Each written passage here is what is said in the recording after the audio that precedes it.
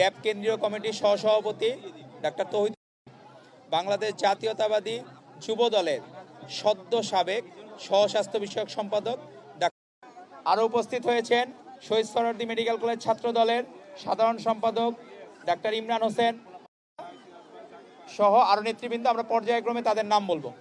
বক্তব্য শুরু করে মাহবুব ভাই, আপনাদের সকলকে আজকে এই ফ্রি মেডিকেল ক্যাম্পে উপস্থিত হওয়ার জন্য। আজকে এখানে আমরা যে নির্বাচনী আসনে আছি, ঢাকা 17 আসনে, সেখানে একজন জামায়াত ইসলামীর একজন প্রার্থী আছে। সে বিভিন্ন সময় বিভিন্ন মবের কথাবার্তা বলে। উনি সেই দিন বললেন যে ঢাকাতে একটা সিটও নাকি দিবেন না। তো এখন এটা কি ওনার ঢাকা শহর কি তার বাপদাদার সম্পত্তি কিনা যে ঢাকা শহরে একটা সিটও দিবেন না? তো আমার মনে হয় তারা যারা এখনকার দিনে আমরা যারা নতুন নতুন মব সৃষ্টি করতেছে, এ ধরনের এই প্রার্থীকে, জামায়াত ইসলামের প্রার্থীকে একজন বড় ধরনের মবার মনে হয়।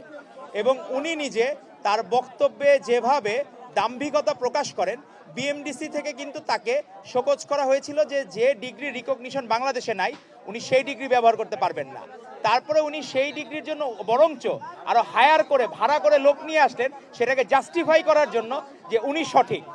তো এই ধরনের আচরণ, আপনি একজন জনপ্রতিনিধি হবেন, আপনার মধ্যে আন্তরিকতা থাকবে। আপনার যে ডিগ্রি রিকগনিশন নাই, এমআরসিপি অনেক ওয়ার্ল্ডে রিকগনাইজ ডিগ্রি, কিন্তু বাংলাদেশে এটা ডিপ্লোমা সমমর্যাদা বা অনেক সময় রিকগনিশন দেয় না। সেটা আপনাকে মেনে নিয়ে আপনার চলতে হবে যে আপনি যে দেশে বসবাস করেন সেই দেশের নিয়মের প্রতি আপনাকে আস্থাশীল থাকতে হবে। আর আপনি কখনোই তো জিয়া পরিবারকে একবার ধন্যবাদ জানালেন না। আপনি যে খুলনা মেডিকেল থেকে পাশ করছেন, সেই খুলনা মেডিকেলের ভিত্তিপ্রস্তর স্থাপন করেছিলেন শহীদ রাষ্ট্রপতি জিয়াউর রহমান বীরুত্তম। আর এই মেডিকেলটি উদ্বোধন করেছিলেন বা আপনি যে শিক্ষা জীবন শুরু করেছেন তখনও কিন্তু বেগম খালেদা জিয়া দেশের প্রাইম মিনিস্টার ছিলেন। তো আপনি সেই জায়গায় তাদেরকে ধন্যবাদ তো জানানই না জিয়া পরিবারকে, বরঞ্চ আপনি একটা এজেন্ডা, একটা মিডিয়া সেল আলাদা খুলছেন যে কিভাবে আমাদের নেতাকে চরিত্র হনন করা যায়। তো আপনি হাজার চেষ্টা করলেও চরিত্র হনন হবে না।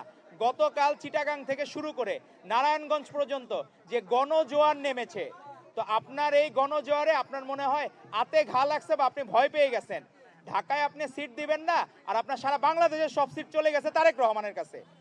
নতুন রিন গভীর থেকে পরিষ্কার করে কাপড়কে রাখে নতুনের মতো উজ্জ্বল। নতুন রিন অ্যাডভান্সড পাউডার। ঢাকা 17 ধানের শীষের প্রার্থী, বাংলাদেশ জাতীয়তাবাদী দলের চেয়ারপারসন জনাব তারেক রহমানের পক্ষে এই আজকের এই করাইলবাসীর জন্য যে স্বাস্থ্য সেবার আয়োজন করা হয়েছে, ফ্রি মেডিকেল ক্যাম্প, সেই ক্যাম্পে উপস্থিত বিশেষজ্ঞ চিকিৎসক বৃন্দ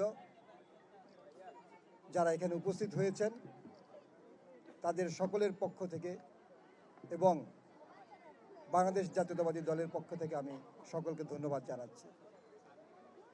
আপনারা জানেন যে এই করাইল বস্তিতে কিছুদিন পূর্বেও এখানে একটি ভয়াবহ অগ্নিকাণ্ড হয়েছিল এবং সেখানে বাংলাদেশ জাতীয়তাবাদী দলের যে চেয়ারপারসন জনাব তারেক রহমানের পক্ষ থেকে আমরা 2 দিন ব্যাপী এখানে মেডিকেল ক্যাম্প আয়োজন করেছিলাম এবং সেখানে যে ক্ষতিগ্রস্ত হয়েছিল যে মসজিদটি, সেই মসজিদটিতেও তিনি কিন্তু আর্থিক অনুদান দিয়েছিলেন। কারণ আপনারা জানেন যে বাংলাদেশ জাতীয়তাবাদী দল এদেশের গণমানুষের একটি দল এবং তারা সব সময় মানুষের যখন ক্ষতিগ্রস্ত হন, সেটি বন্যাই হোক কিংবা ভয়াবহ কোনো দুর্যোগ হোক, যে কোনো দুর্যোগকালীন সময়েই তারা কিন্তু মানুষের পাশে এসে দাঁড়ান। এবং আমাদের দলের চেয়ারপারসন তিনি সবসময় কিন্তু মানুষের যে দুর্ভোগের সময় তিনি তার দলের নেতাকর্মীদেরকে সেখানে আহ্বান জানান যেন তার পাশে যেন তাদের পাশে যেন তারা থাকেন। তার এই ধারাবাহিকতায় আপনারা পরবর্তীতে দেখতে পেয়েছেন যে বিভিন্ন দুর্যোগে, বিশেষ করে সেই ফেনী থেকে শুরু করে যে সিলেটের যে ভয়াবহ বন্যা হয়েছিল, সেখানে কিন্তু আমাদের দলের নেতাকর্মীরা কিন্তু পাশে দাঁড়িয়েছিল। আজকে এই ক্যাম্পে যে সকাল 10টা, 10:30 থেকে শুরু হয়েছে, এই পর্যন্ত প্রায় 500-র উপরে রুগী কিন্তু অলরেডি দেখা হয়ে গিয়েছে।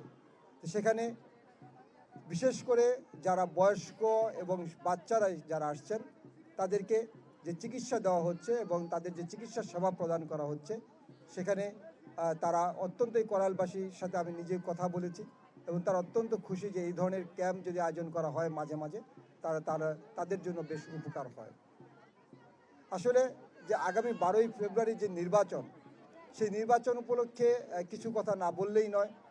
যে আপনারা জানেন যে বাংলাদেশ জাতীয়তাবাদী দলের যে একটি পরিকল্পনা, সেখানে যে দেশ গড়ার পরিকল্পনা নিয়ে যে কাজ করছেন, সেই দেশ গড়ার পরিকল্পনাতে স্বাস্থ্য সেবা কিন্তু একটি বড় অংশ। এবং যে বর্তমানে যে 8টি বিষয়ের উপরে আমরা যে গুরুত্ব দিয়েছি, সেই গুরুত্বের ভিতরে স্বাস্থ্য সেবাটি কিন্তু খুবই গুরুত্বপূর্ণ। এবং বাংলাদেশ জাতীয়তাবাদী দলের যে চেয়ারপারসন, তিনি অনেক আগেই ঘোষণা করেছেন যে এদেশের স্বাস্থ্য ব্যবস্থাকে কিভাবে মানুষের দোরগোড়ে পৌঁছে দেওয়া যায়, সেজন্য যে ন্যাশনাল হেলথ সার্ভিস ইউকের যে মডেল, সেই মডেলের স্বাস্থ্য ব্যবস্থায় বাংলাদেশের স্বাস্থ্য ব্যবস্থাকে কীভাবে গড়ে তোলা যায় সেই নিয়ে কাজ করছেন। এবং স্বাস্থ্য খাতে যে দুর্নীতি, সেই দুর্নীতিকে রোধ করার জন্য কি পরিকল্পনা নেওয়া যায়, সেই জন্য একটি বিশেষজ্ঞ টিম কিন্তু আমাদের এখন কাজ করছে। সাধারণত বিএনপি সবসময় সাধারণ জনগণের জন্য সেবামূলক সর্বপ্রকার সব কাজ করে। আমাদের আজকে শুধু এটা আজকে বলে না, এটা প্রায় প্রতি বছরই আমরা এই করাল বা সাততলাতে আমরা এই ধরনের সেবামূলক কাজ করি। এখানে গরিব মানুষের চিকিৎসা করতে পারে না, এর জন্য আমাদের এখানে ড্যাবের উদ্যোগে আমাদের এখানে রুগী দেখা এবং ওষুধ বিতরণ, বিনামূল্যে ওষুধ বিতরণ আমরা প্রতি বছরে আমরা এটা আয়োজন করি। এবং স্বতঃস্ফূর্তভাবে এখানে মানুষ আসে, বাচ্চাদেরকে দেখার জন্য মা বোনরা এখানে আসে। যেই সেবাটা আমরা তারা নিতে গেলে, একজন ডাক্তারকে দেখাইতে গেলে আপনার দেখা গেছে যে 1000 টাকা, 1500 টাকা, 2000 টাকা পর্যন্ত ট্রিটমেন্ট হয়। এখানে আমাদের বিনামূল্যে ডাক্তাররা এখানে প্রত্যেকেই, এখানে ডাক্তার যারা আছে তারা প্রত্যেকেই বিশেষজ্ঞ। এবং আমাদের এখানে যেই বিনামূল্যে ওষুধ দেওয়া হয়, এইগুলি আমরা চাই এটা সব সময় আমাদের চলমান থাকুক আর কি। আলহামদুলিল্লাহ, ঢাকা 11 আসনের জনগণ আমাকে চিনে। আমি দীর্ঘদিন এলাকায় কমিশনার ছিলাম 94 থেকে 2013 পর্যন্ত। এলাকায় অনেক উন্নয়নমূলক কাজে আমরা সম্পৃক্ত। আমি ব্যাপক সাড়া পাচ্ছি। আমি বিজয়ের ব্যাপারে 100% নিশ্চিত ইনশাল্লাহ। ভোট যেহেতু মানুষ দিতে পারবে, বিগত সময়ও যতবার ঢাকা 11 আসনে মানুষ ভোট দিতে পেরেছে, বিএনপিকে দিয়েছে এবং বিএনপির মাধ্যমে এলাকার উন্নয়ন হয়েছে। আমিও মাদক, সন্ত্রাস, চাঁদা মুক্ত ঢাকা 11 আসন করতে চাই।